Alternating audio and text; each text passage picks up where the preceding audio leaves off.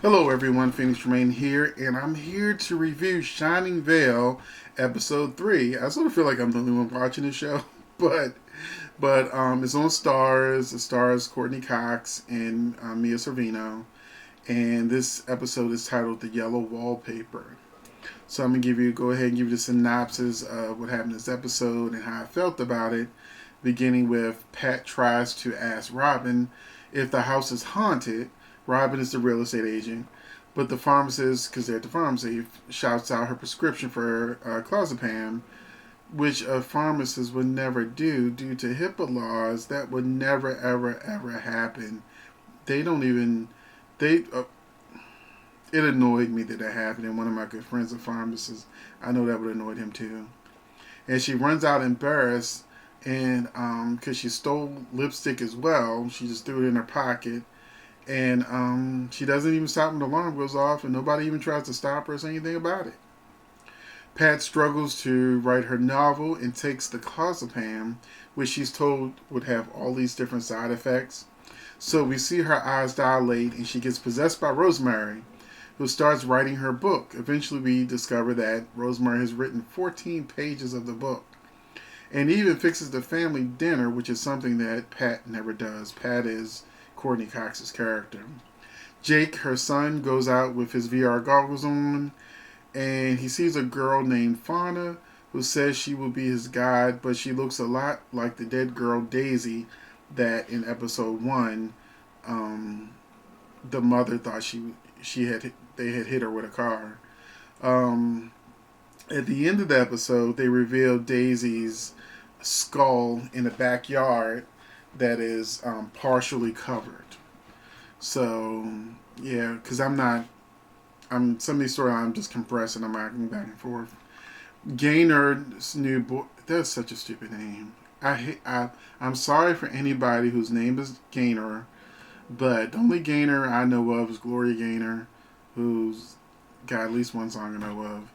But Gaynor is her first name, and she has a potential her potential boyfriend's mom, which is their neighbor, tells her that there's evil in the house and forces her to take a metal protection. She also tells her that the evil is attracted her family to the house and that it uses women who are vulnerable. Now, this woman clearly has information on what's going on in the house. Meanwhile, Pat keeps trying to ask the real estate agent if the house is haunted. She knows the house is haunted, and her psychiatrist told her that the ghost she's seeing is just a muse.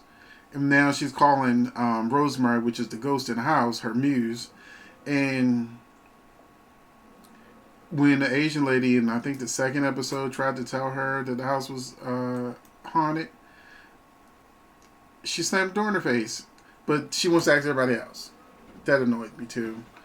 And then the daughter's not trying to listen either, and she knows that her mother is saying things going on. If someone said, "Hey, your house is haunted. I want you to take this medal. There's evil attracted women that are vulnerable," I'd be like, "Tell me more." I wouldn't be scared. But tell me more. What do you mean the house is vulnerable? House tries to get women that are vulnerable. But anyway, Terry, which is the husband, calls in a panic. He's played by Greg Kinnear, and he's forgot his presentation. Once again, Pat's eyes dilate, and an hour passes, and he calls her back because he asked her to immediately send her the presentation, but she didn't do it because Rosemary took over. And then when he gets the presentation, which he has to do a presentation in front of a bunch of priests, it's like foul language and tell him to go suck a you know what. And so, Catherine, which is his co-worker, gets fired. And he gets suspended. And they said early in the episode that Catherine is somebody that Pat didn't like because she may have sensed there could have been an attraction there. But at the same time, she was screwing the handyman. Once Terry reveals that the IT guy is determined that the changes came from his home computer, she tells him about the clozapam and the side effects and apologizes. And, she just blames it all on the clozapam. And then she shows him something else that happened in the episode. Her typewriter just started saying, go to the basement, go to the basement. Pat's like, we don't have a basement. And then the ghost is like leading her to the base, to where the basement will be. So she takes an axe, like in The Shining, and starts, chopping down the entrance that had been boarded up, and discovers she has a fully furnished basement with a bar and a jukebox. She takes her husband down there and says, "Hey, this is what I've been hearing. I kept telling you I was hearing music." Like the jukebox was like playing itself. Like in the house was abandoned, so why would the jukebox just be playing? And so why would it even be so clean? So he goes down there. He's pretty much excited. Um, so we pretty much wrapped up the whole episode. At the end, Rosemary reveals herself to Pat and says that they are writing this book together, and gets her to break her 16 years of sobriety. She also sent the pages to her editor Cam, who loved them. Pat is at this point in the story not thinking that Rosemary is a ghost, but she keeps referring to her as a muse, as if a muse can send off your book pages to your publisher, fix you a drink, or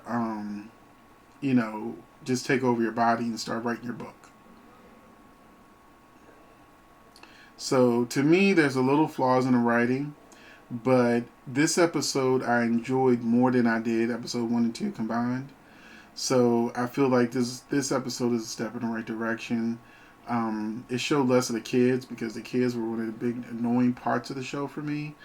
It focused on the parents more. The husband didn't annoy me this episode. I actually kind of felt a little sorry for him. Um, Pat, I know she's getting possessed, but I feel like sometimes, like when you're watching a horror movie and characters just keep making stupid decisions to make the plot make sense, I hate when horror movies do that, because a better writer will write a story that make what the characters do make sense within the confines of the story. And I feel like Pat is doing a lot of things that are counterproductive to common sense.